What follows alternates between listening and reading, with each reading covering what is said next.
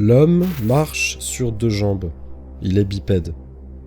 D'après les thèses officielles, il proviendrait évolutivement du primate, qui est quadrupède, c'est-à-dire qui se déplace sur 4 membres.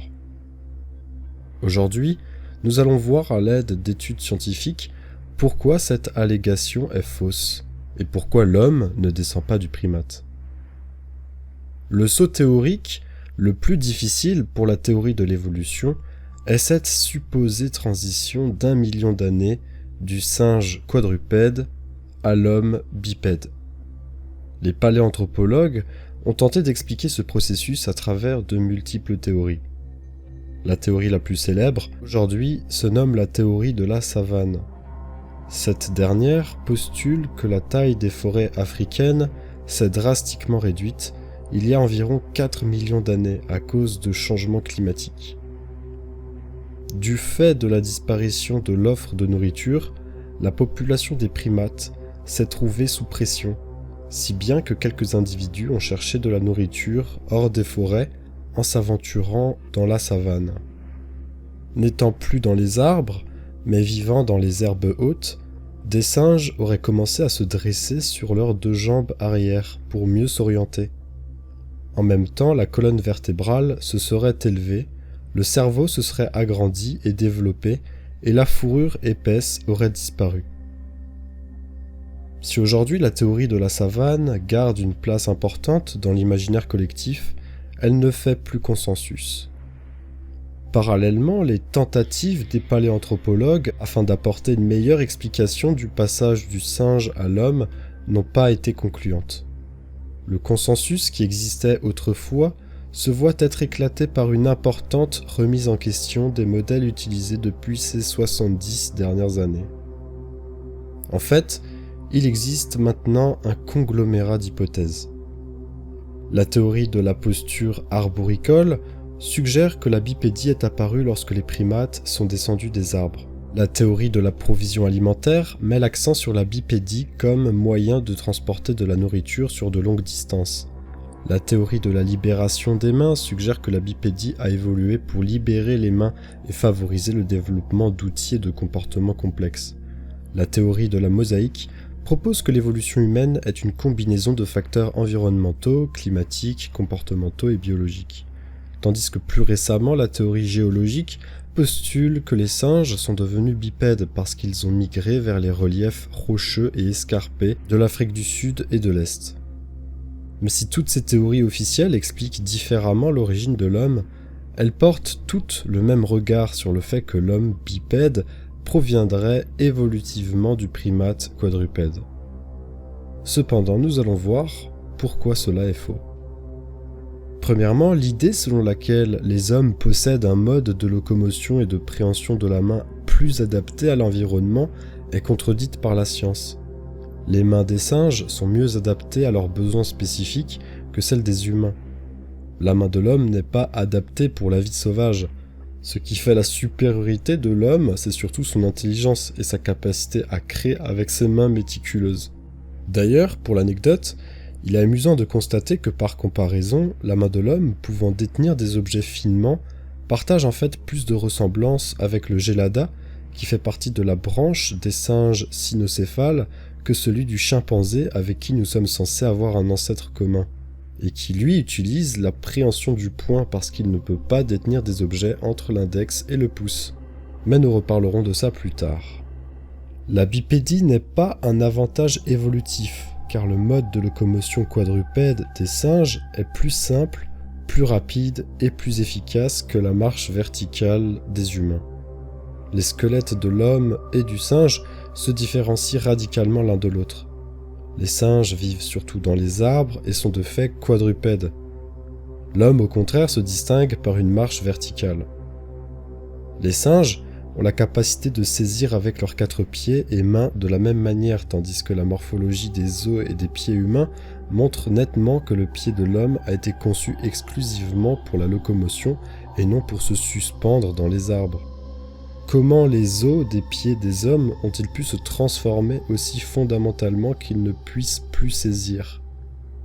Pourquoi, si nous descendons du singe, par adaptation, le pied développé pour saisir n'a-t-il pas été modifié de manière à pouvoir rendre possible autant la préhension que la marche verticale?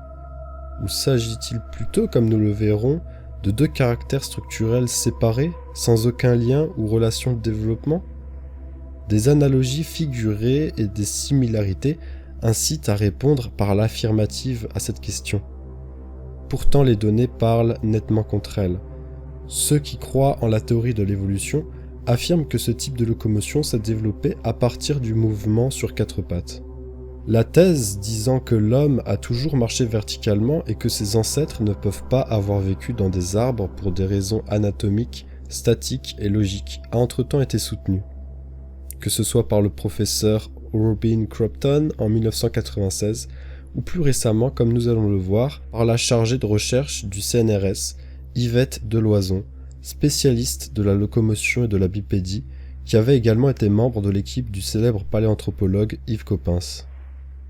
Selon elle, les espèces quadrupèdes arboricoles, dont l'Australopithèque et toutes ses prétendues lignées, ne sont pas et ne peuvent pas être l'ancêtre de l'homme. L'extrait qui va suivre est capital dans la compréhension de l'impossibilité évolutive entre le singe et l'homme. Je cite l'extrait dans son livre « L'homme ne descend pas d'un primate arboricole, une évidence méconnue ». Début de citation.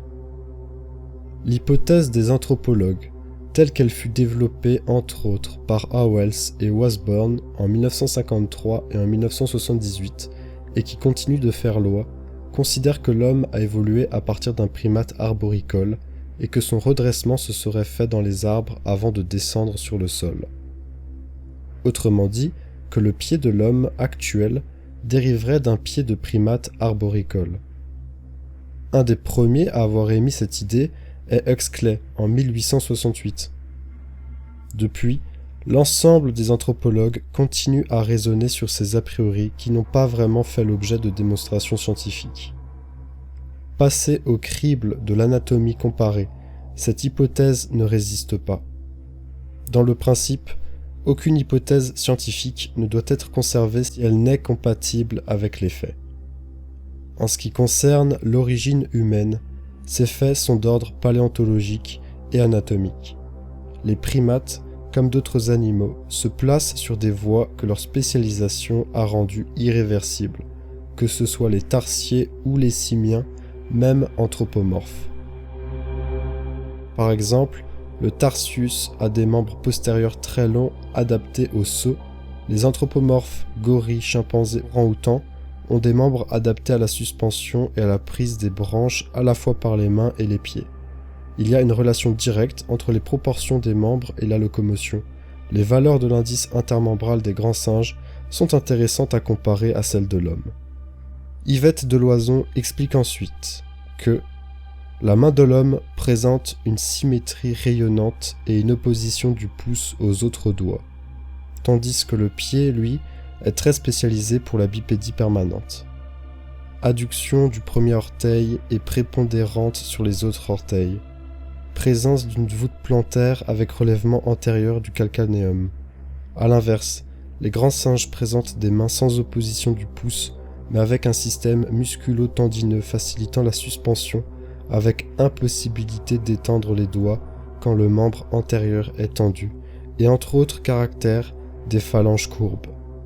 Cette courbure des phalanges existe aussi au pied, qui a la faculté d'opposer le premier orteil aux orteils latéraux grâce à sa possibilité d'adduction de l'hallux.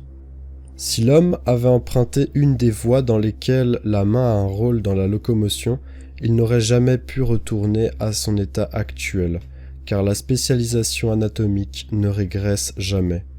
Un cheval ne peut pas récupérer les doigts perdus au cours de son évolution, pas plus qu'un orang-outan ne verra repousser ses pouces atrophiés.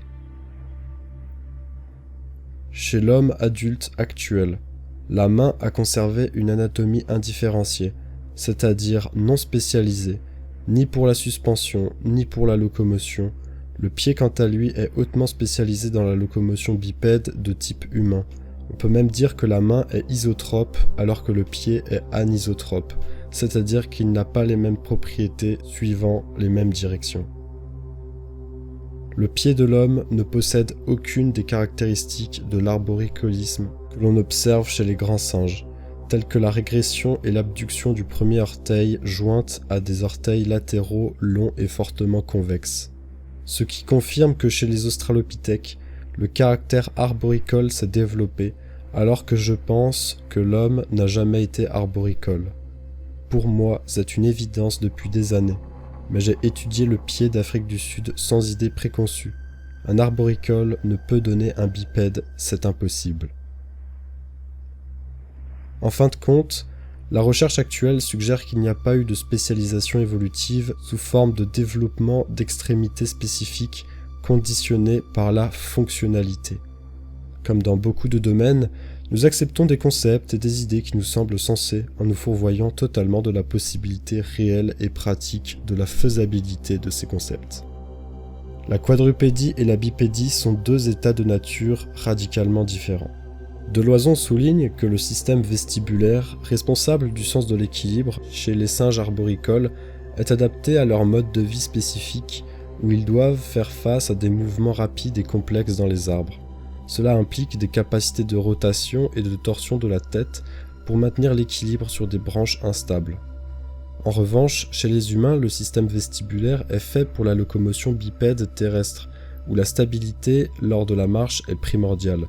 Les mécanismes sensoriels et les adaptations anatomiques liées à l'équilibre chez les humains, telles que la vision et la proprioception, qui impliquent la perception de la position des différentes parties du corps, diffèrent de ceux des singes. De même que la suspension du crâne se distingue chez l'homme et le singe d'une manière fondamentale, et témoigne au moins de lignées évolutives séparées.